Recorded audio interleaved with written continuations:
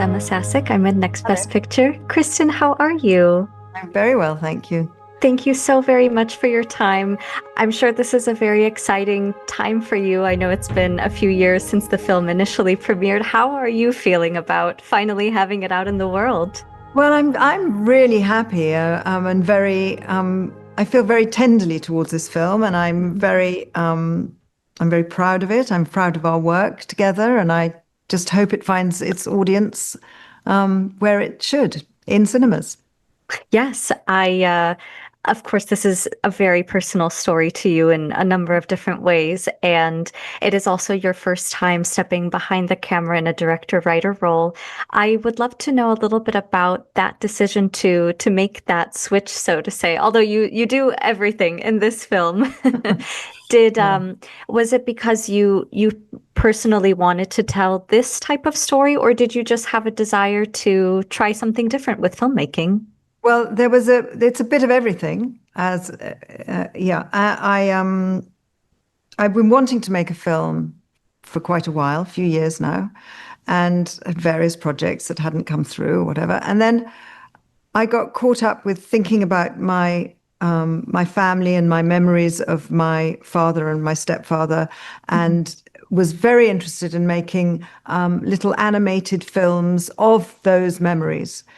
And in fact, those little animated sections that you see in the film are actually my memories. So I gave those to the character played by Scarlett Johansson. Hmm.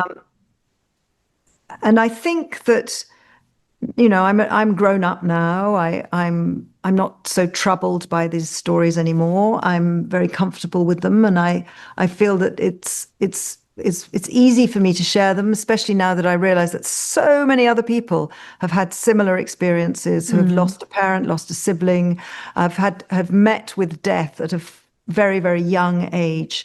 And I think it's terribly sad when that happens to a child, but it doesn't have to define them completely, and it doesn't have to lock them into some sort of tragic thing where oh, don't talk to her, she lost her dad when she was 6. It doesn't Hmm. have to be like that. You can use it to your advantage, and you can make it part of your battery for life, which is Hmm. what I've done actually. Hmm. I and I'm sure too, not just in your very prolific career in filmmaking, but just through navigating life, being able to speak and meet with so many different people, and as you say, discuss and talk about some of those feelings that normally a lot of people don't really want to talk about. I'm sure that in addition to doing this film, just gave you a beautiful sense of healing throughout your life and just a Yeah, I better mean, way to. to be honest, I mean, it's been so much, it was so much a battery for my performing as an actress. You'll notice that a lot of the characters that I play have a kind of secret sadness to them, which is revealed at the end of the film usually. And that was because I knew what that felt like, and I was able to portray that. And then, I've sort of grown out of that as the years have gone by, and having children and having grandchildren, you come to terms with it. And so making this film wasn't, I wouldn't say it was cathartic. I thought it was exciting for me to be able to share it with other people, because then I realized that all these other people were flocking to it, as the crew and the crew members and cast members came to me and said, actually, I lost my father when I was 9. Hmm. Actually, my mother died when I was 13. And so it is everywhere. But when you're a child, you think you're the only one.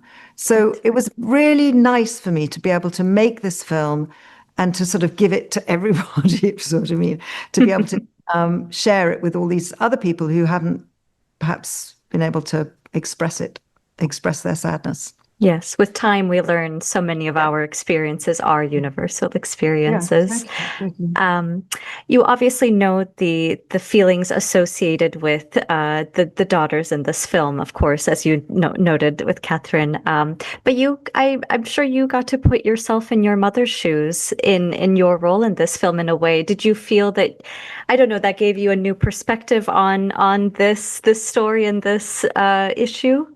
I my own mother was very different from Diana. Okay. She was much quieter, much more discreet, much shyer. She was very shy, my mother. And Hmm. like, Diana is the sort of full steam ahead Yes.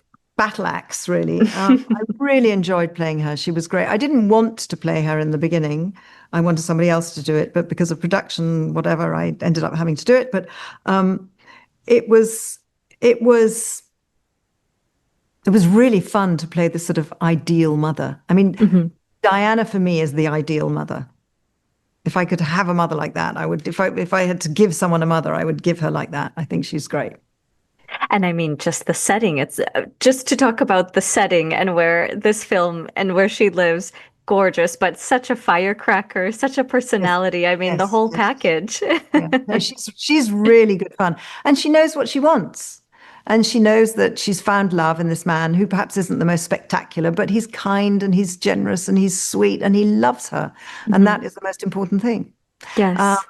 but yes, you was talking about the setting. I mean, yes, that was also something that I was very keen on to have that sort of gorgeous, luscious, green, juicy English Yes. countryside where all these quite spiky things happen. So I love the juxtaposition of those two things.